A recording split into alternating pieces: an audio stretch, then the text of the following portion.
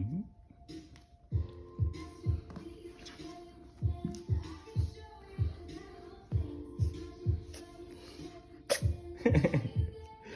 疲れたでしょ、午前中ずっとはしゃいちゃって。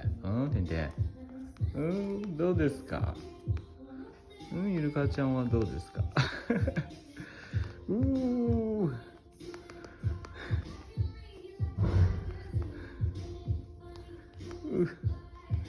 ちょっと今日は外で足運んでるからちょっとビクビクしてますね。てんてん、大丈夫だよ。足場組むだけだから、これから工事だよ。